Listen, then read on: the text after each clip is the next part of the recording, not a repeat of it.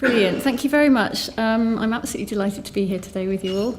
And I really like the way that you framed this in a very practical, let's do some projects together, let's get going, because otherwise, come, you talk, it's all fascinating, and then we go away again and back to our rabbit holes. So this is fantastic. I'm going to talk to you a bit about sustainable healthcare, what it is and how we might begin to achieve it. And I'm starting with a quote from a fairly recent review that people at the King's Fund did for NIHR, which was prompted by some questions that we put to NIHR about 5 years ago about why isn't there more research going on in sustainable healthcare? How can we get that going? So the report was, is actually very useful, I think, to look at if you're interested in this area. And in this quote, they've also included the sort of Brundtland definition of sustainability, which is that we need to be able to carry on doing these things for future generations. So very simple definition of sustainability. What does that mean for healthcare, and where are we sort of starting from?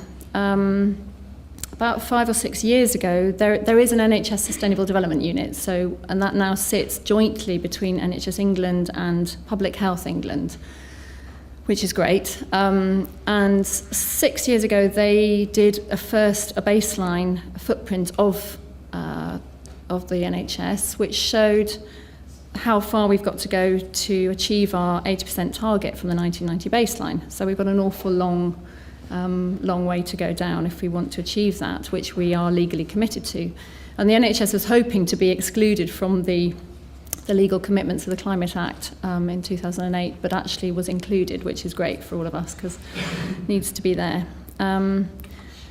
So this is how the carbon footprint breaks down, and actually I think everybody was really surprised by how this happened. So it's not. We don't have the issue that it's just the big buildings and the direct energy use within those buildings that's the main issue. It's actually the supply chain. So it's the heart of healthcare. It's the mainstream healthcare that goes on in those buildings, which is creating the big carbon footprint. And that's important because most of the people who've been tasked with reducing carbon in healthcare over the last 20, 30 years, have been in the estates and energy departments of those big buildings. They haven't been the clinicians. So this picture is really what got us going about 6 years ago, saying we need to get the clinicians involved, we need to get them owning their carbon footprint and being responsible for those resources being used, because otherwise they won't be able to do their job in 30 years' time. I'm sure lots of you are familiar with this picture, which is Barton and Grant. So it's just a very simple way of saying, people in their healthcare are at the centre of a lot of different things. So these are the wider determinants of health, or this is the ecosystem model. And we sometimes, when I'm talking to clinicians, I will start off with a kidney at the middle of that, or an eye or something, because actually they focus down even more narrowly on a particular part of the body. And it's our job to make them think more broadly again out to all of those determinants which affect people's healthcare in many ways.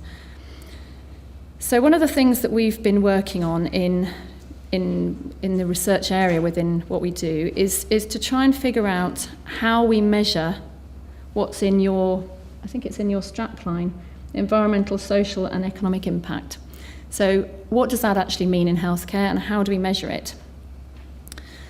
And the triple bottom line is an old concept in some ways, but actually nobody's really thought about how to measure that within healthcare. So we've been making some attempts. We've written some papers about that, and again, I think this is an area where we'd love collaboration on trying to work further.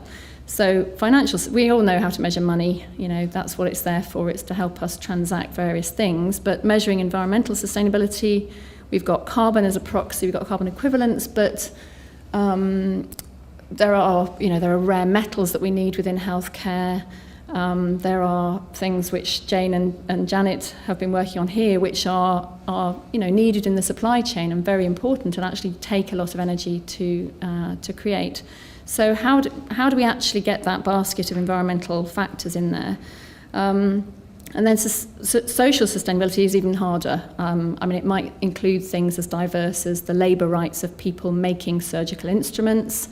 So that's a sort of fair trade type issue, down to staff morale, patient experience, and how you put all of those things together in one bundle and actually try and put a value on it is something that, well, I'd love to hear your views on, and we need to work on. This is just to say that if we were ever in doubt that people thought this was a legitimate thing for healthcare to be thinking about, then this poll that was done a couple of years ago illustrates that the public is actually very supportive of including sustainability. And again, I know that Jane and Janet are doing some work with nurses across Europe looking at whether they think sustainability is an important element of their training. And this is the public in general. 92% of them thinking it's more important for the NHS to work sustainably. And actually a lot of them would be willing to spend more money. A third of them would be willing to spend more money if it meant that things were more sustainable. But as we know, it's not usually more money. It usually actually saves quite a lot of money. And the potential savings, we wrote this paper in the BMJ last year, which added up the case studies that have been done. I'll tell you a little bit more about our fellowships in a minute, but the case studies that came out of that amounted to savings of £7 million and this many 11,000 tonnes of CO2. And that's important to show people, because I think a lot of people still think about sustainability as a sort of nice to have add-on thing, which is probably going to cost more. So it's a bit like organic veg. And actually, most of these things are on, really in that sweet spot of saving money as well as saving environmental resources.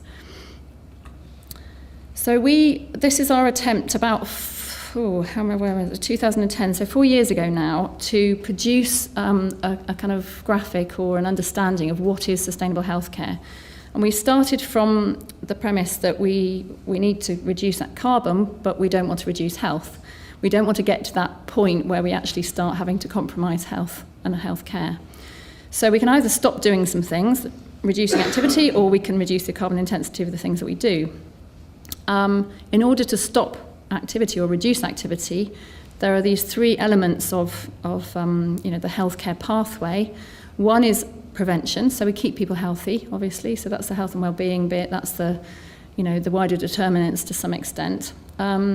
Secondly, we think it's really important that the patients are right at the centre of the care pathway, because then the third thing, which is the lean pathways, is more likely to happen, so that everything is done within that pathway is to the benefit of the patient and for added value to the patient.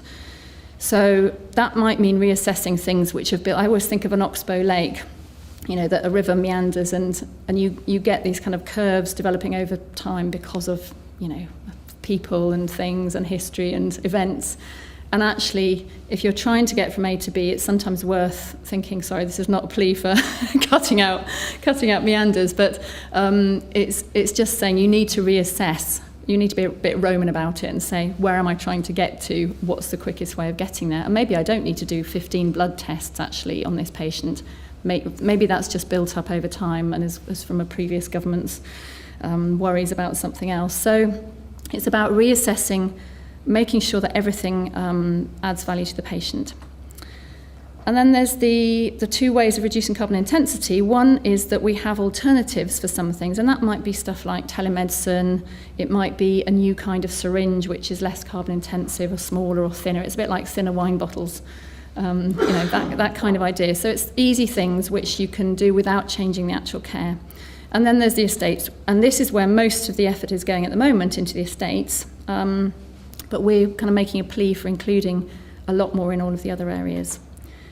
So we work via fellowship programs, and this is just to give you a quick run through. I won't dwell on all of this here because it's written down and you can see it on our website.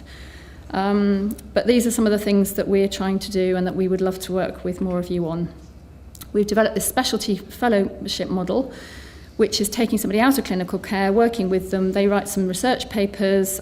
We create a network within that specialty. So we started that in nephrology in 2008, and we've developed it in respiratory medicine and also in mental health. We've got a mental health fellow at the moment. and papers have come out of that. We have an awards scheme which gets everyone excited. And we have really good support from people who are high up in the healthcare system. So, great outputs, great outcomes, cash savings and patient benefits and so on. And these are the areas that we would like to work on with you in terms of research. And some of these have been touched on by Tim, but they're about working on the borders, really, about how we work together across different disciplines and how we start to measure things that's useful. So we can help in these ways. Please do come and work with us. We'll work with you. We've lots of partnerships with universities already, and we've got a great team. So thank you very much.